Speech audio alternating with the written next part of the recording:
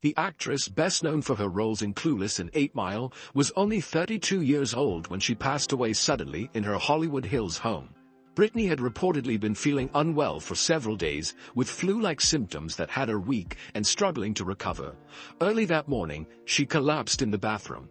Her mother, Sharon Murphy, who lived with Brittany and her husband, Simon Monjack, made the frantic 911 call. Despite efforts to save her, Brittany was pronounced dead at Cedars-Sinai Medical Center. Hollywood is mourning the loss of Brittany Murphy this morning. The 32-year-old actress died on Sunday from what officials say appear to be natural causes. The official cause of death was listed as pneumonia, anemia, and a combination of prescription and over-the-counter medications, including cold medicine and painkillers. While there were no illegal drugs found in her system, her passing shocked fans and sparked a wave of speculation. How could a young, vibrant woman fall so ill so quickly?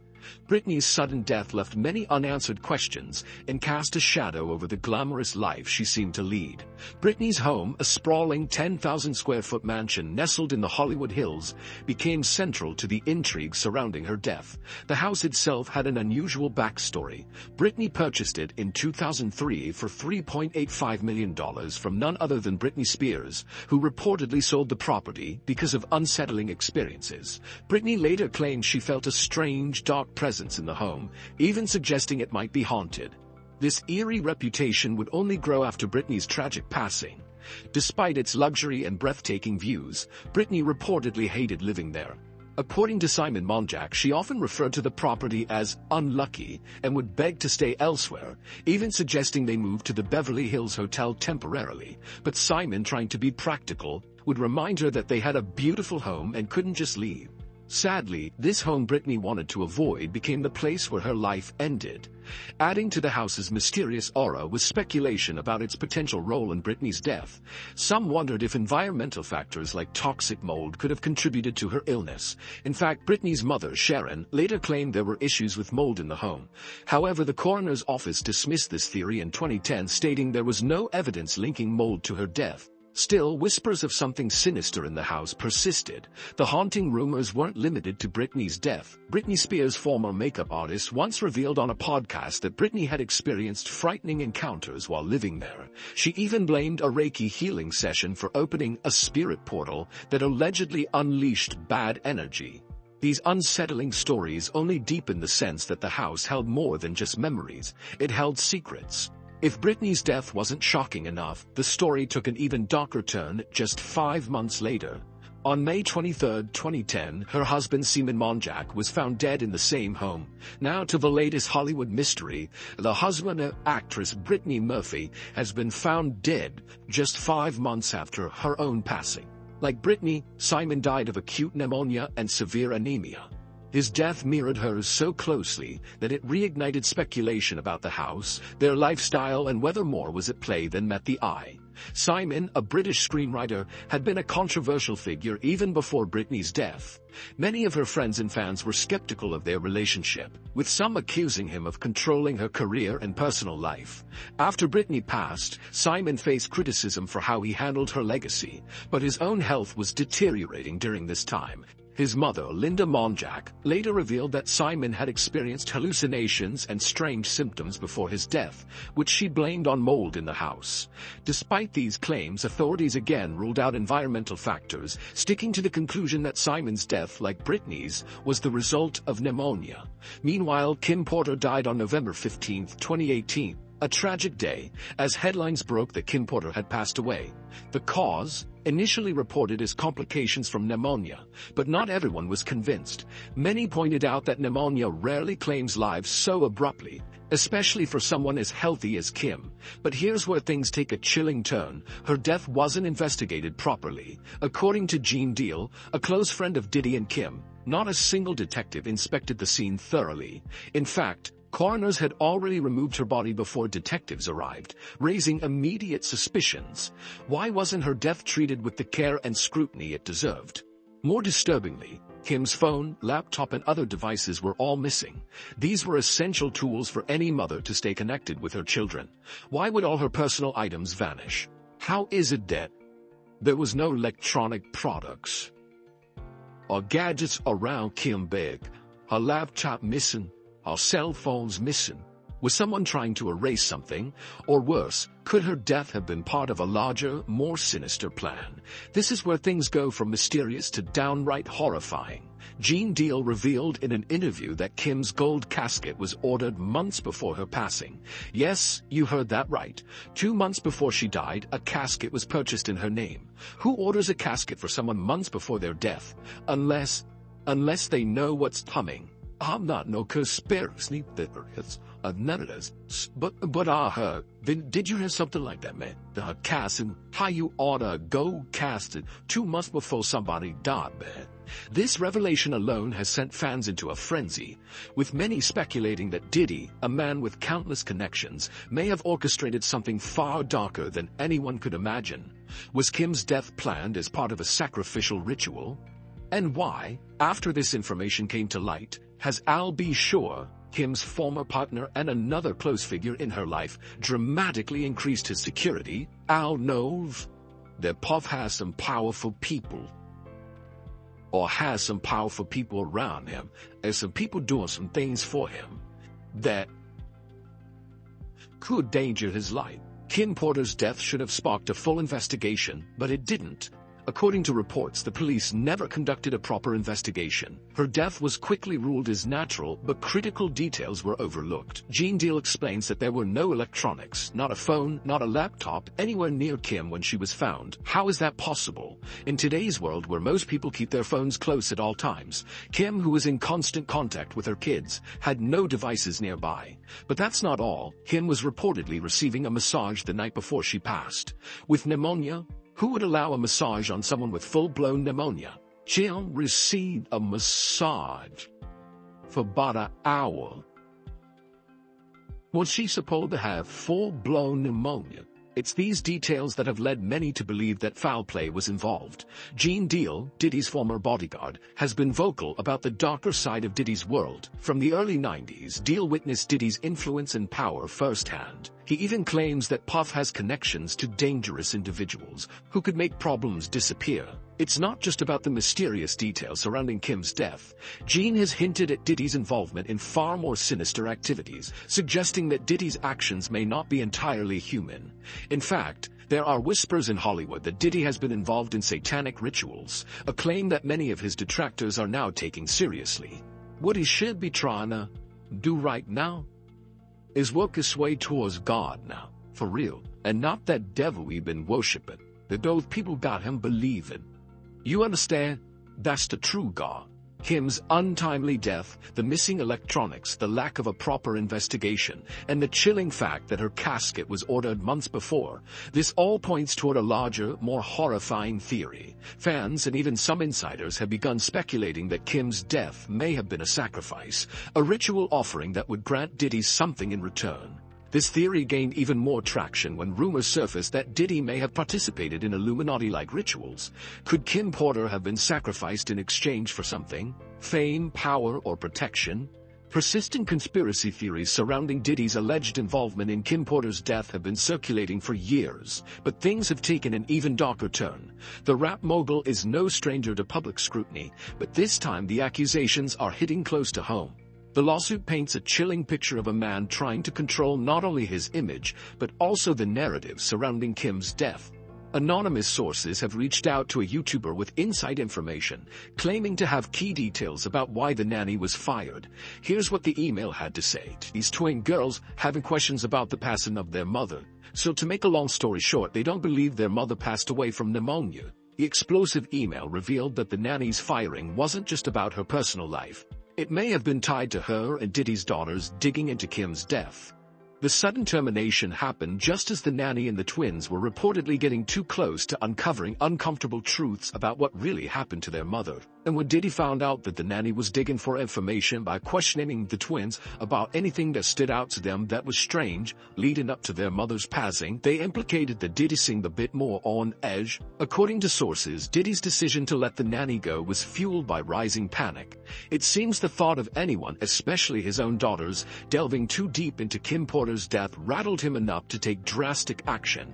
But the story doesn't end there. The nanny, now referred to in the lawsuit as Jane Roe, has come forward with her own claims. Shockingly, she is not just any employee, she is Kim Porter's own niece. Adding to the gravity of the situation, she was the first person to find Kim's body on November 15, 2018, after she returned to the home following a school run for the twins. It was Kim's niece who made the devastating discovery that has haunted the Porter family since. Diddy has seen a sudden change in the demeanor of the twins since the nanny was put in place. The fact that Kim's niece has taken legal action against Diddy for wrongful termination makes this case all the more personal and emotionally charged.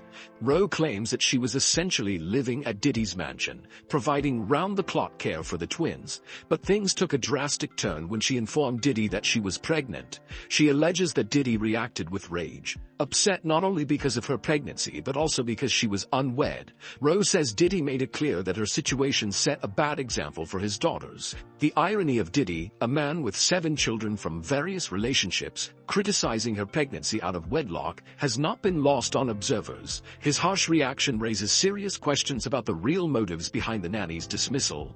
Legal documents obtained by TMZ confirm that Rowe has filed a lawsuit, accusing Diddy of wrongful termination, despite her claims of being a devoted caretaker. However, Diddy's camp denies these accusations, with a spokesperson saying she was let go for other reasons. But the nanny's decision to reveal her identity in court, despite fears of retaliation, adds an unsettling layer to the case. She's on record as saying she's desperate to preserve the privacy I have left, and is terrified of possible physical harm. It's worth noting that Diddy has often been accused of using his power and wealth to manipulate public narratives. The timing of the lawsuit and the ongoing rumors about Diddy's involvement in Kim's death are raising eyebrows. Some believe Kim was on the verge of releasing a tell-all memoir that would expose some of Diddy's darkest secrets. Shortly before her death, Kim had reportedly confided in close friends that she wanted to reveal the truth about the music mogul's inner circle, fueling speculation that her death was no accident. And then there's the issue of the original coroner.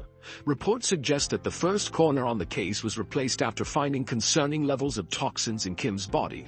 The initial investigation had flagged several anomalies that the original coroner wanted to investigate further. But when Diddy reportedly intervened, the narrative shifted. Kim's death was officially attributed to pneumonia, and the case was closed. They have poisons that create heart attack and pneumonia-like symptoms. To make matters more suspicious, the former coroner later passed away under mysterious circumstances, adding another layer to the tangled web of intrigue surrounding Kim's death. Could there be more to this than meets the eye? Kim's family, too, has raised questions about her final days.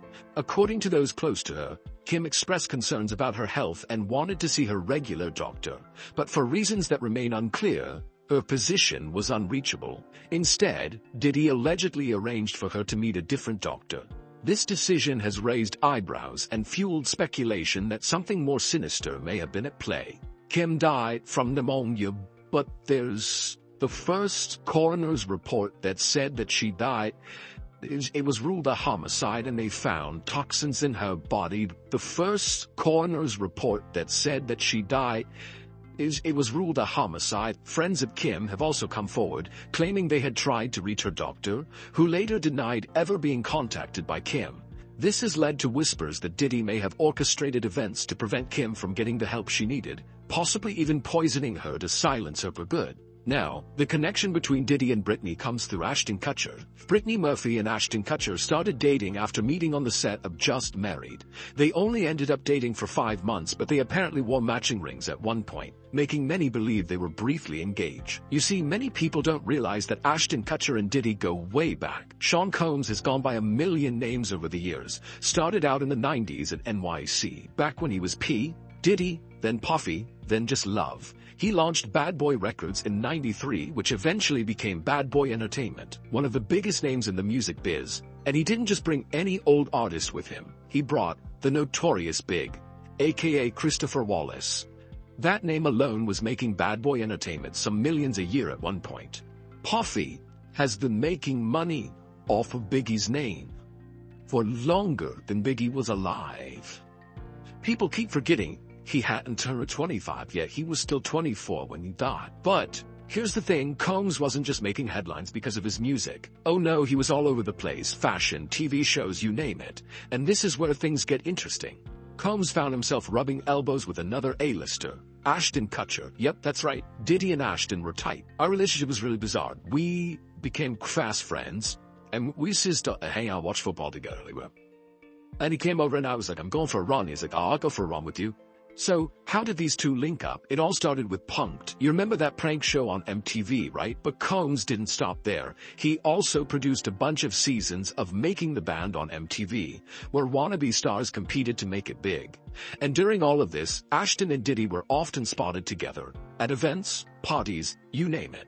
Ashton was a regular at Diddy's famous Labor Day white party back in 2010. You know, those bougie events where everyone wears white and things probably get wild behind the scenes. Here's a fun tidbit. When Time magazine named Ashton one of the 100 most influential people that year, Diddy gushed over him saying, Ashton Kutcher is a sounding board for me. Like me, he's a mogul, a new media mogul, but we're like yin and yang. I'm in your face, and he's all cool and suave. Cute, right? Fast forward to 2019 and Ashton's on Hot Ones, getting grilled by Sean Evans while eating spicy wings. Of course, the topic of Diddy's legendary parties came up, and let's just say Ashton had a lot of stories he couldn't tell. Wow, okay, I've got a lot I can't tell. Can't tell that one either. With Diddy facing charges that include everything from ST-ficking to racketeering, people are now wondering if Ashton Kutcher knew more than he's letting on. In any case, Ashton Kutcher is definitely not the innocent party in all of this. You see, last year, Ashton and Mila found themselves knee-deep in controversy. And it's all thanks to some resurfaced clips like these. She's one of the girls that we're all waiting for to turn 18. Apparently, the Kutchers face backlash which stemmed from them backing Danny Masterson, who has already faced legal consequences due to allegations of SA. Danny Masterson has just been sentenced to 30 years to life in prison and has been ordered to register as a offender. A jury convicted the actor on 2 counts of back in May, after the Kutchers' outspoken support for the accused. Christina Ricci boldly called them out, triggering a cascade of revelations about their own history. In a stark white font against a dramatic black background, Christina shared her sentiments saying, Unfortunately, I've known lots of awesome guys who were lovely to me, who have been proven to be abusers privately. I've also had personal experience with this. Believe victims, it's not easy to come forward. It's not easy to get a conviction. In a separate slide, she continued, So sometimes people we have loved and admired do horrible things. They might not do these things to us and we only know who they were to us, but that doesn't mean they didn't do the horrible things, and to discredit the abused is a crime. People we know as awesome guys can be predators and abusers. It's tough to accept, but we have to. If we say support victims, women, children, men, boys, then we must be able to take this stance, the note concluded. While Christina Ricci didn't drop any names, her social media posts left little to the imagination, seemingly aimed at the celebrity couple currently embroiled in a whirlwind of controversy. None other than Ashton Kutcher and Mila Kunis. These two have been under the microscope for their unwavering support of Masterson. For context, Ashton Kutcher and Mila Kunis wrote to the court as character references, urging Los Angeles Superior Court Judge Charlene Olmedo to offer Masterson leniency in letters dated between July and August last year, after he was convicted in May of the same year for SA. In his letter obtained by The Hollywood Reporter, Kutcher referred to his co-star as a role model with exceptional character, and explained that Masterson was the reason Kutcher didn't fall into drugs. Any time that we were to meet someone or interact with someone who was on drugs, or did drugs, he made it clear that that wouldn't be a good person to be friends with, the Your Place or Mine star wrote. Kunis wrote in her letter that Masterson had been an exceptional older brother figure to her. She also touted his avoidance of drugs, which inspired her to stay away from substances. Danny's steadfastness in promoting a drug-free lifestyle has been a guiding light in my journey through the entertainment world and has helped me prioritize my well-being and focus on making responsible choices. The Friends with Benefits actress added, the married duo decided to address the brewing storm with a joint video apology that hit the internet on a sultry Saturday afternoon. In their confession, they spilled the beans about how the Mastersons family had asked them to vouch for their 25-year acquaintance. They said, couple months ago, Danny's family reached out to us, and they asked us to write character letters to represent the person that we knew for 25 years, so that the judge could take that into full consideration. Kutcher then added, they were intended for the judge to read and not to undermine the testimony of the victims or re-traumatize them in any way. We would never want to do that, and we're sorry if that has taken place. In any case, over a decade after Brittany Murphy's death, the questions remain: was it an unfortunate series of events? Or was she the victim of something far darker? And what about the eerie parallels to Kim Porter and Diddy's possible involvement? One thing's for sure, Hollywood's darkest secrets are still waiting to be uncovered.